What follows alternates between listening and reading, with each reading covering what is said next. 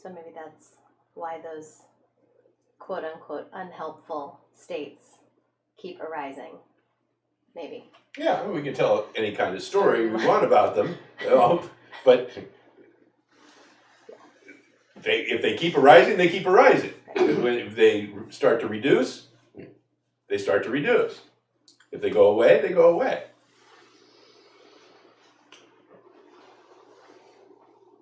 Now, why that all happens is a story that is limited only by your imagination and your experience and your power of observation. Because our story, the way we tell the story of our existence, is powered, well, not powered, but colored by our imagination, our capacity to observe, our capacity to connect things, our capacity to see patterns in things. And human beings are pattern recognition systems. We are able to function in the way we do. We're able to make these things, because we are able to observe certain kinds of patterns. The way things, quote, work. And when you do this, that seems to happen most of the time.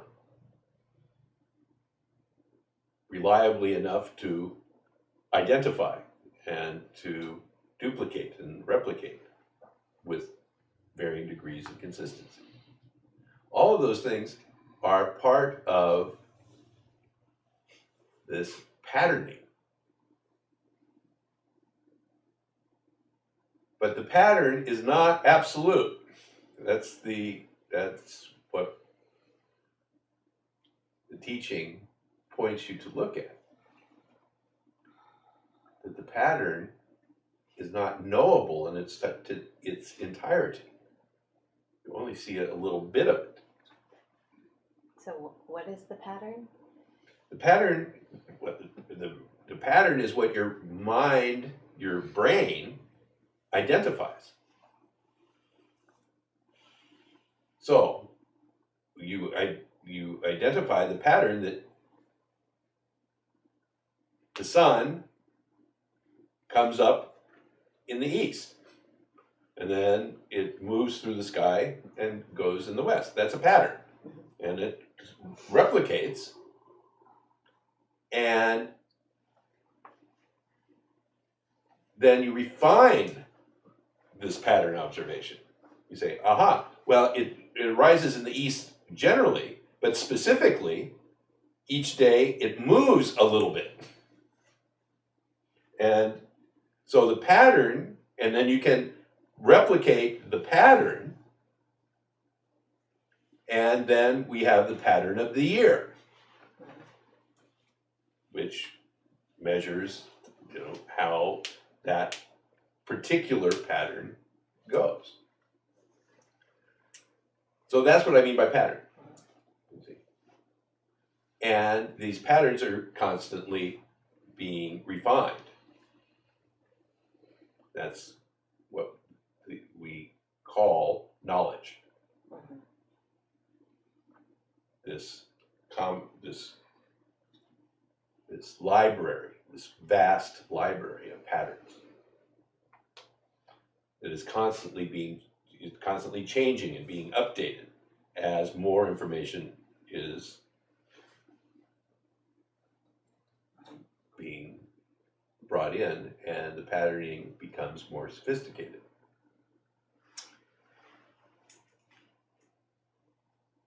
So the hubris that humans labor under is because they've identified these patterns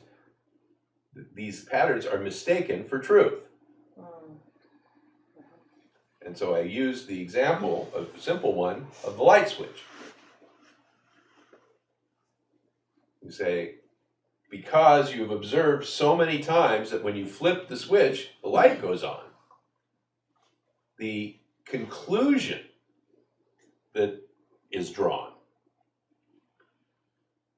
is that flipping the switch causes the light to go on.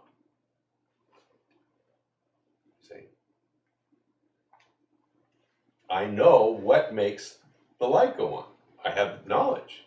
I can control this because I know flipping that switch makes this light go on.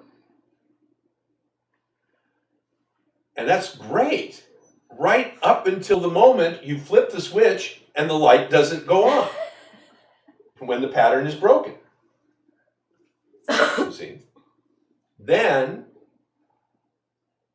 the pattern has to expand in order to function, for it to be functional. And you say, well, that, quote, truth isn't in fact true. And you expand it. You say, well, the light bulb has burnt out. So you replace the light bulb and you go, when you flip the switch and there's a functioning light bulb, then the light goes on.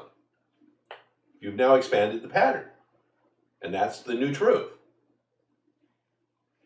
Up until the time that there's a power outage. You see? And then there's the recognition, and so on and so on and so on. And that's how knowledge expands. And that's what I mean by patterns. So even though theoretically for tens of thousands of eons, the sun has risen generally in the east and set generally in what we call the west, we cannot be absolutely certain that that will happen tomorrow.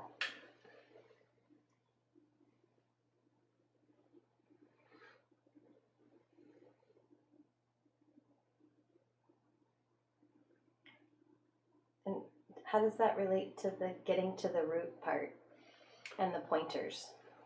It relates in simply seeing that what you think you know may not be true. And so, when you remain open to the possibility that even what you have observed, even what you think you know, may not be true, may not be correct. That's the fundamental humility which drives openness, or is part and parcel of openness. It doesn't actually drive it. It is a fundamental humility. I don't know. I'm not sure. I think yes. It seems so. All of that, I believe this, but it's not 100% true. I could be wrong. It could be limited. It might change. All of that leaves the universe open. Now, the organism wants the exact opposite to happen. Say, I want to know. I want certainty, because the certainty brings security. If I'm certain about something, then I can control it. Now I know it. I can count on it. And if I can count on something, I know something is true. I know it's this way. Then I can begin to build a structure on top of it.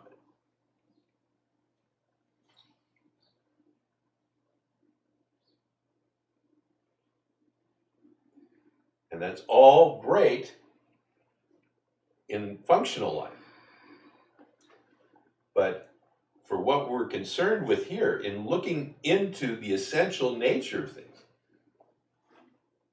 that openness is crucial. It's absolutely essential. Otherwise, you get blocked by your knowledge, by what you know, by what is assumed to be true. And you can't go past it. There's no need to go past it, because that's true. You know that.